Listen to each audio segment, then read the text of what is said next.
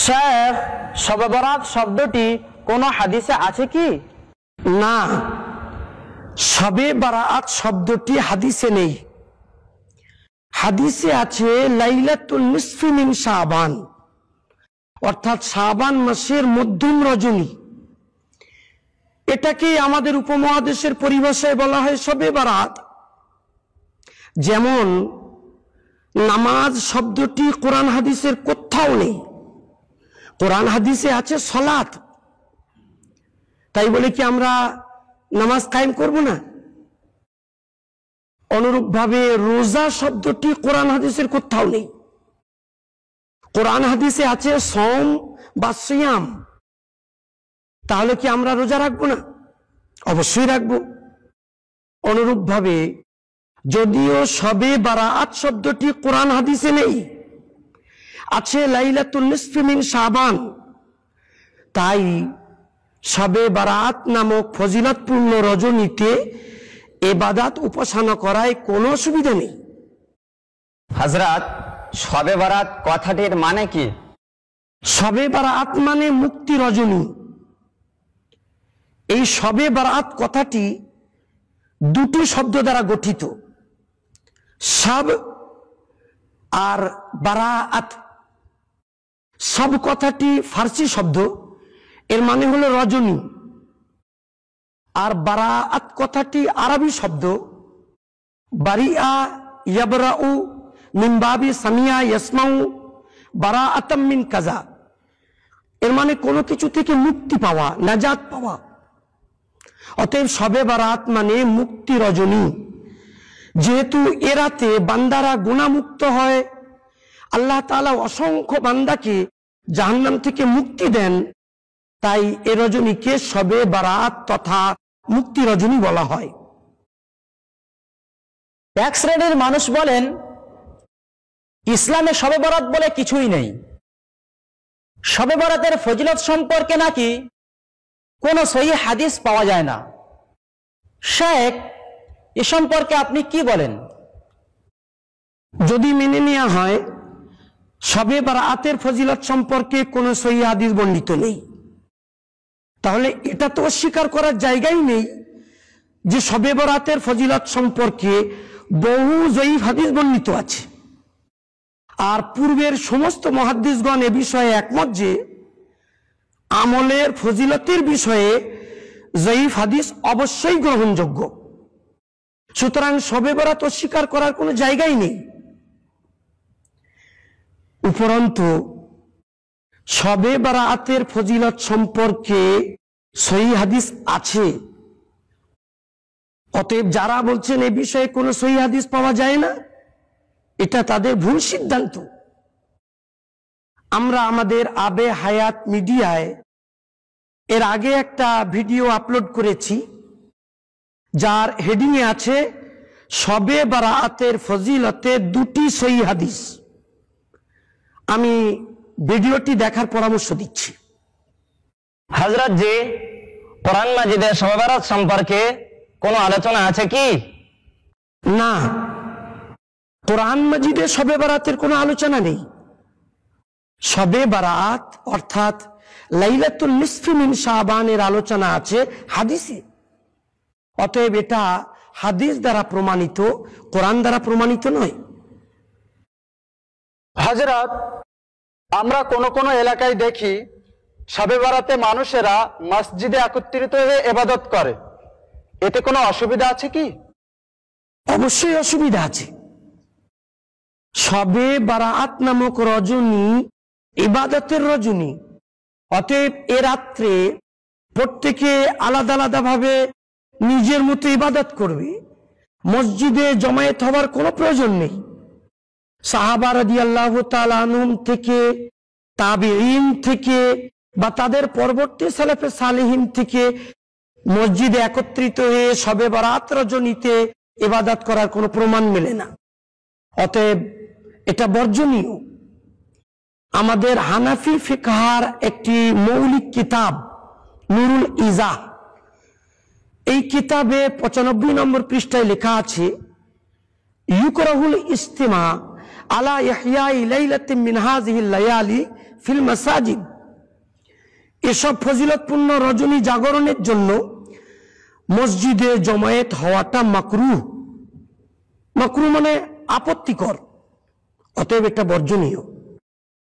শায়েখ, শবে বরাতে নির্দিষ্ট পদ্ধতির কোনো নফল নামাজ আছে কি? না, শবে বারাতের জন্য কোন নির্দিষ্ট পদ্ধতির নফল নামাজ নেই।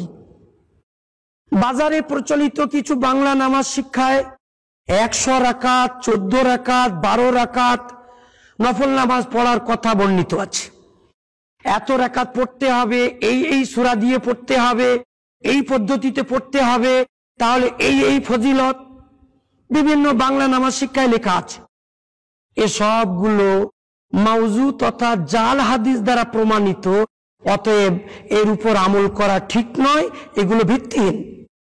যে যার মতো 2 রাকাত করে যতটা সম্ভব হয় নফল নামাজ আদায় করবে। কোন কোন এলাকায় শবে বরাত উপলক্ষে কবরের উপর ধূপবাতি জ্বালানো হয়। হযরত, এতে কোনো আপত্তি আছে কি? অবশ্যই এতে আপত্তি আছে। এটা বিদআত ও হারাম। আমাদের হানাফি মাযহাবের ফতোয়ার কিতাব হিন্দিয়াহ খণ্ড নম্বর 5 পৃষ্ঠা নম্বর 351 এটাকে বিদআত ও নিষিদ্ধ বলে লেখা হয়েছে। তোমরা গত বছর মিশকাতুল মাসাবিহের 71 নম্বর পৃষ্ঠায় একটি হাদিস পড়েছ। সুনানে তিরমিজি ও সুনানে আবু দাউদের উদ্ধৃতি দিয়ে হাদিসটি বর্ণিত আছে। আন ইবনে আব্বাস রাদিয়াল্লাহু আনহুমা আন্নাহু قال লাআনা রাসূলুল্লাহ সাল্লাল্লাহু আলাইহি ওয়াসাল্লাম যায়িরাতুল কুবুর ওয়াল মুত্তাখিযিনা আলাইহা আল মাসাজিদ ওয়াস সুরুজ। আব্দুল্লাহ ইবনে আব্বাস রাদিয়াল্লাহু আনহুমা বলেছেন, আল্লাহর রাসূল সাল্লাল্লাহু আলাইহি ওয়াসাল্লাম লানত করেছেন ওই সমস্ত মহিলাদের উপর যারা কবর জিয়ারত করে, আর লানত করেছেন তাদের উপর যারা কবরের উপর মসজিদ বানায় আর কবরের উপর বাতি জ্বালায়। এ দ্বারা খুব সুস্পষ্টভাবে বোঝা গেল কবরের উপর ধূপ বাতি জ্বালানোটা হারাম। আল্লাহ রাব্বুল আলামিন গোটা উম্মতে মুসলিমাকে সব ধরনের হারাম কাজ থেকে হেফাজত করুন। শেখ, দেখা যায় কোন কোন ওলি আউলিয়ার মাজারে শবে বরাতের দিন বেশ ভিড় হয়, এটা কতটা শরীয়ত সম্মত? শবে বারাত উপলক্ষে ওলি আউলিয়াদের কবরে ভিড় করাটা ঠিক নয়। হ্যাঁ, সুন্নত তরিকায় যে কোনো দিনে কবর জিয়ারত করা যেতে পারে, তো শবে বরাতের দিনও কবর জিয়ারত করা যেতে পারে, কিন্তু কবরে মেলা লাগানো, ভিড় জমানো শবে বরাত উপলক্ষে এটা ঠিক নয়। সাধারণত এটা কবর পূজারীরা করে থাকে, এ থেকে 100% পরেজ করা উচিত। কবর পূজারীরা বলে থাকে, মিশকাত শরীফে 114 নম্বর পৃষ্ঠায় সুনানে তিরমিজি ও সুনান ইবনে মাজার উদ্ধৃতিতে লেখা আছে, রাসূলুল্লাহ সাল্লাল্লাহু আলাইহি ওয়াসাল্লাম শবে বারাতে বাকি নামক কবরস্থান জিয়ারত করতে গিয়েছিলেন। তাই আমরা ওলিয়া আউলিয়াদের কবরে যাই। এর জবাবে মনে রাখা দরকার, রাসূলুল্লাহ সাল্লাল্লাহু আলাইহি ওয়াসাল্লাম গিয়েছিলেন একাকী। এমনকি তার প্রিয়তমা স্ত্রী উম্মুল মুমিনিন আয়েশা রাদিয়াল্লাহু তাআলা আনহাও জানতেন না যে রাসূলুল্লাহ সাল্লাল্লাহু আলাইহি ওয়াসাল্লাম বাকি জিয়ারত করতে গেছেন। এই জন্যই তো সাহাবা রাদিয়াল্লাহু আনহুম এবং তাদের পরবর্তী জামানায় তাবেঈন, তাবা তাবেঈন এবং তাদের পরবর্তী সালাফে সালেহিন কেউ কখনো কোনোদিন শবে বারাত উপলক্ষে কোন পীর ওলির মাজারে, এমনকি রাসূলুল্লাহ সাল্লাল্লাহু আলাইহি সাল্লামের রওজা মুবারকে কখনো ভিড় করেননি। অতএব এটা বর্জনীয়।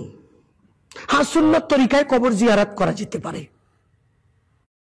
শেখ, শবে বরাতের দিন বাজি পোড়ানো কি? এটা জঘন্য বিদআত কাজ। শেখ আব্দুল হক মুহাদ্দিস দেহলভী রাহিমাহুল্লাহ মা সাবাতা বিসুন্নাহ কিতাবে 215 নম্বর পৃষ্ঠায় লিখেছেন, এটা ভারত উপমহাদেশের হিন্দু সমাজ থেকে মুসলমানদের মধ্যে অনুপ্রবেশ করেছে। তিনি বলেছেন এটা বিদআত, এটা হারাম, এটা অবশ্যই বর্জনীয়। কেননা সুনানে আবু দাউদের 4031 ক্রমিক নম্বরে আব্দুল্লাহ ইবনে উমর রাদিয়াল্লাহু আনহুমা থেকে বর্ণিত আছে, হাসান পর্যায়ের সহিহ হাদিস, রাসূলুল্লাহ সাল্লাল্লাহু আলাইহি ওয়াসাল্লাম বলেছেন, মান তাশাব্বাহা বিকওমিন ফাহুয়া মিনহুম। এই দুনিয়াতে যে ব্যক্তি যাদের সাদৃশ্য গ্রহণ করবে, আখিরাতে সেই ব্যক্তি তাদের অন্তর্ভুক্ত হবে। অতএব কেউ যদি হিন্দুদের থেকে কোনো প্রথা নিয়ে ইসলাম ধর্মে পালন করে, তাহলে সেটা হবে হারাম, বিদআত, গুমরাহি এবং এর পরিণতি হবে জাহান্নাম। আল্লাহ রাব্বুল আলামিন গোটা উম্মতে মুসলিমাকে সব রকমের বিদআত থেকে বেঁচে থাকার তৌফিক দান করুন। আমি জানতে চাই, শবে বরাতের দিন কোন কোন এলাকায় হালুয়া রুটির ব্যবস্থা করা হয়, কোরআন হাদিসে এর কোনো প্রমাণ আছে কি? না, শবে বারাতের দিন হালুয়া পায়েস পাকানোর কোনো প্রমাণ নেই। এটা মানুষদের একটা প্রচলন, এটা একটা দেশ প্রথা। যদি কেউ নেকি ও সওয়াবের কাজ মনে করে শবে বারাতের দিন হালুয়া পায়েস পাকায়, তাহলে এটা হবে বিদআত। সহিহ বুখারীর 2697 নম্বর হাদিসে উম্মুল মুমিনিন আয়েশা রাদিয়াল্লাহু তাআলা আনহা থেকে বর্ণিত আছে, তিনি বলেছেন, রাসূলুল্লাহ সাল্লাল্লাহু আলাইহি ওয়াসাল্লাম বলেছেন, মান আহদাসা ফি আমরিনা হাযা মা লাইসা মিনহু ফাহুয়া রাদ্দুন। কেউ যদি আমাদের এই দ্বীন ইসলামে এমন নতুন কোনো কিছু আবিষ্কার করে যা দ্বীন ইসলামে নেই, তাহলে সেটা হবে প্রত্যাখ্যাত। অতএব যেহেতু শবে বারাতের দিন হালুয়া পায়েস পাকানোর কোনো প্রমাণ কোরআন হাদিসের কোথাও নেই, তাই যদি কেউ এটাকে ইবাদত মনে করে, সওয়াব মনে করে আমল করে, তাহলে এটা অবশ্যই প্রত্যাখ্যাত, অবশ্যই বিদআত, বর্জনীয়। আল্লাহ রাব্বুল আলামিন সকলকে সব ধরনের বিদআত থেকে হেফাজত করুন। কেউ যদি শবে বরাতের হালুয়া পায়েস হাদিয়া দেয়, তাহলে সেটা গ্রহণ করা যাবে কি? না, গ্রহণ করা যাবে না। কেননা শবে বরাতের দিন যারা হালুয়া পায়েস পাকায়, তারা ওটাকে ওই দিনের বিশেষ ইবাদত মনে করে পাকায়। আর শবে বরাতের দিন হালুয়া পায়েস পাকানোকে নেকির কাজ, সওয়াবের কাজ, ইবাদতের কাজ মনে করাটা হচ্ছে বিদআত। অতএব বিদআত ভিত্তিক যে খানা পাকানো হয়েছে, সেটা কেউ যদি হাদিয়া দেয়, তাহলে গ্রহণ করা যাবে না। আল্লাহ রাব্বুল আলামিন আমাদের সকলকে বিদআত মুক্ত ভাবে